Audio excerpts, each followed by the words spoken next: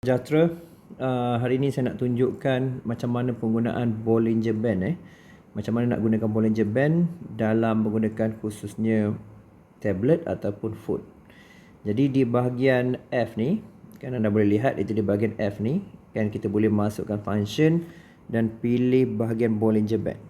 Pilih bahagian Bollinger Band dan gunakan yang sama sahaja. Kan jadi tak perlu nak tukar. Dan kalau kes pembelajaran mungkin tebalkan sikit kan untuk lihat dia punya garis nanti yang muncul kat sini untuk memahami basic dia. Dan Bollinger Band ni satu perkara yang sangat penting pasalnya dia akan bantu you untuk faham macam mana pergerakan market, terutamanya dari segi iaitu aplikasi semasa dagangan secara langsung kan. Jadi itu yang utamalah dan dia merupakan leading indicator, maksudnya dia bergerak dulu sebelum price bergerak. Okay, alright. Ini contoh yang jelas lah kita boleh nampak iaitu ada asas dia. Asas dia sebenarnya lebih kepada bermula dengan flat bermula dengan flat. Kalau anda boleh lihat iaitu di sini sebenarnya sedang berlaku satu keadaan flat. First ialah dia flat. Okay. Yang kedua ialah dia akan squeeze. Ini kena hafal dulu lah, squeeze. Maksudnya dia lebih kepada you boleh nampak jelas dia squeeze kan. Dan kemudian dia break. Anda lihat dia sedang break, mengembang. Kemudian biasanya dia akan tilt lah. Dalam kes ni yang terbaru ialah dia flat balik. Contoh. Ini sebagai contoh So ini adalah kriteria yang utama sebenarnya. Kan kalau anda faham penggunaan-penggunaan ni sebenarnya boleh digunakan untuk memahami pergerakan yang sepatutnya. Okey, kita bagi contoh dekat sini. Satu ialah kita kena pasti ialah sebagai flat kan. Satu ialah kita melihat dia sebagai flat flat. Sekejap saya lihat apa yang berlaku kat sini. Alright, so kena sebagai flat. Sekejap. Okey.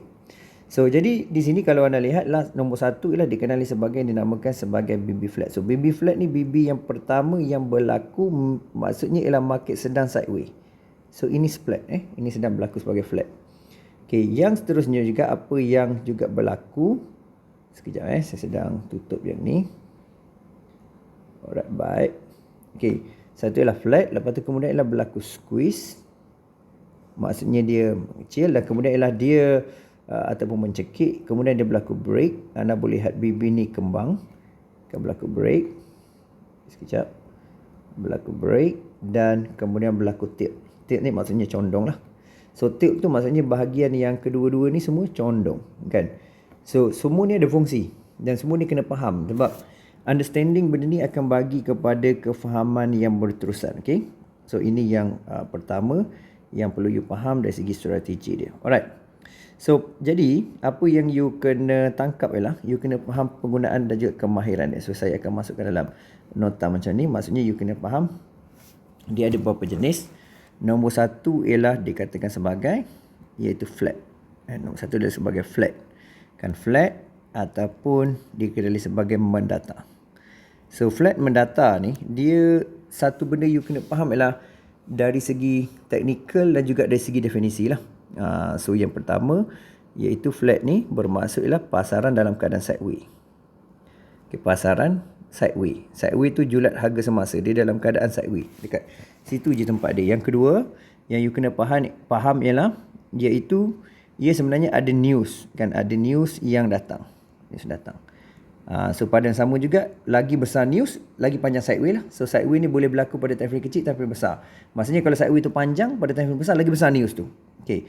Nombor 3 iaitu kita boleh katakan kalau berlaku sideways, maksudnya pasaran tu kalau kita ada entry pada BB flat, bermaksud TP dia pada middle band. Jadi kena tahulah ibarat turun naik pimpong lah. Jadi senang cerita dia, sebenarnya pasaran sideways bermaksud ialah apa tu close price kan, apa tu jika price kan langgar ataupun ke luar BB akan mencari middle band. Akan mencari middle band, tak kira lah mana-mana. So ini asas yang direct lah, flat mendata. Jadi ada news datang tadi, apa yang kita cakap ialah maknanya kalau news tu besar, lagi panjang news besar. Okay, lagi panjang dia punya sideways, lagi panjang lagi jauh dia break, maknanya dia akan pergi lagi jauh kan. Lepas tu satu ialah flat mendata. Nombor 2 yang you kena tahu ialah pasal squeeze. Squeeze ni bermaksud iaitu nombor 1 ialah pasaran sedang bersedia untuk break. Bersedia untuk break. Bersedia untuk break tu maksudnya ialah dia bersedia untuk lakukan pengembangan. So break ni senang je. Maksudnya dia sedia kat mana? Kena lihat time frame besar. Maknanya ada signal kan, entry pada time frame besar. Okey, time frame besar. Ni you kena ingat lah. Kena hafal lah maksudnya. Lepas tu jadi squeeze ni biasanya kalau contoh berlaku di H1, bermaksud ialah di H4 merupakan tempat entry. Di H4 ialah entry. Ni khusus ni. Okey, lepas tu pada sama juga kan. Ni saya tulis cantik sikit lah. H4 tempat entry. Okey. Jadi lepas flat mendata dan juga squeeze, kemudian kita ada break. Break ni pada saya part yang penting lah break ni. Break tu maknanya dia dah mula kembang. Kembang maknanya you boleh nampak BB tu dalam keadaan yang sebagai contoh dia berlaku macam ni kan. Dia dah flat, lepas tu dia squeeze sikit, lepas tu dia kembang macam tu. So dalam keadaan kembang ni yang kita nak. Okey, yang ni biasanya bagi segeralah kekuatan. Jadi break kembang ni senang cerita, maksud dia ialah iaitu nombor satu, you kena faham, bermaksud ialah sudah berlaku keputusan dalam pasaran lah. Maksudnya ialah sudah ada volatility. Maksudnya trader sudah masuk kan, pedagang sudah masuk. Maksudnya ada trader ataupun investor, volume lah. Maksudnya investor ke dalam pasaran. Mana dah muncul investor dalam pasaran. Kalau dalam kes tadi yang kita tengok yang dekat atas ni, flat mendata ni maksudnya ialah market indecision. Satu lagi lah kita tulis indecision. Maksudnya tak ada keputusan. Tak ada keputusan. Okey. So, jadi break kembang, ada trader, investor dalam pasaran. Jadi, ini kita tunggu. Jadi, kita kena lihat apa? Lihat candlestick. Okey, lihat candlestick. Close price. Kan, close price. Buka di mana? Maknanya kalau dia basic dia di atas middle band ataupun luar BB, dia akan terus ke atas lah. Tu basic lah. Cuma kita kena hafal bentuk dia dulu sekarang ni. Okey, break kembang, ada trader masuk investor dalam pasaran.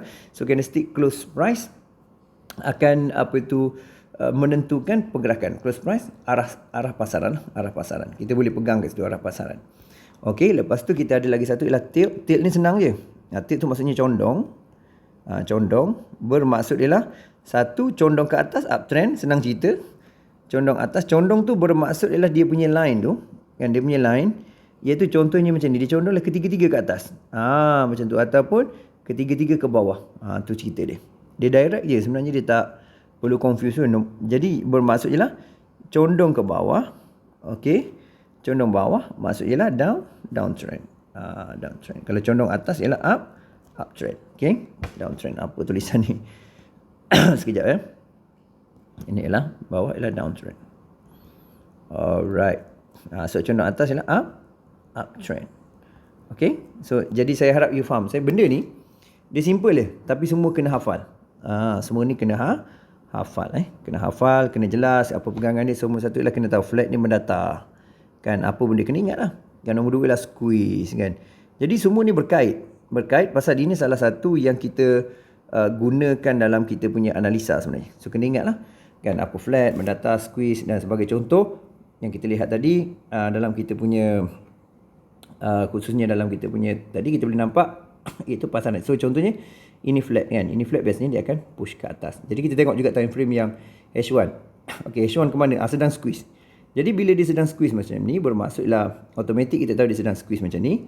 Bermaksudlah di H4 ada entry. Ini market tengah live So H4. Jadi kita tengok di H4. Tengok apa berlaku di H4. H4 sedang squeeze juga. Jadi kita tahu bila ni squeeze juga bermaksudlah di daily ada entry. Daily ni ada buka atas. Jadi entry tu kita kena tengok MA lah. Cuma basic dia kita kena faham BB. Sebab tu saya masukkan BB saja. Okey, yang ni pula di time frame kecil M15 adalah masih lagi buka. Bermaksudlah pasaran adalah lebih nak kepada turun lagi. Tu contoh dia. So apa lagi? Kita tengok di M30 kan. Kita nampak ni flat, maksudnya kita kena tengok lah. Jadi biasa kita filter mesti ada MA purple atau MA pink. Tu kita akan pergi topik yang lain.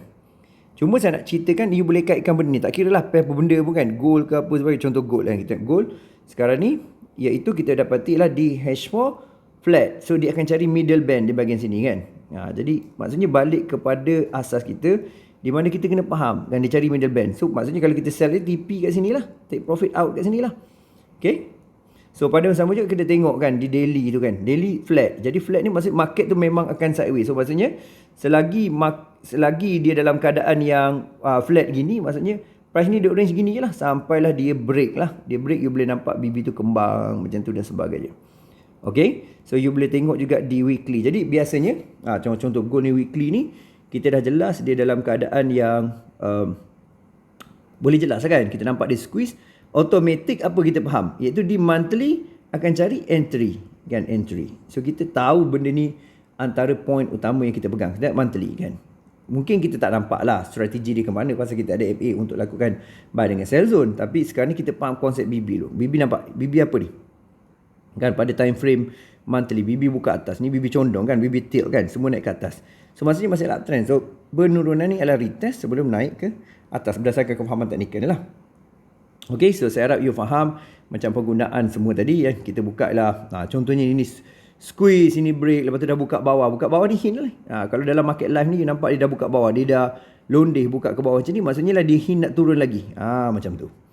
Okay, jadi ni leading indicator. Kalau ada yang kata saya, bukan bodoh lah, maksudnya lah mana ada dia leading. Ni leading lah ni sebelum market turun. You boleh nampak ni kan, sebelum market turun ni pun market tak turun lagi, market dekat sini lagi, tapi ni dah buka jalan. Ni yang kita kata leading ni.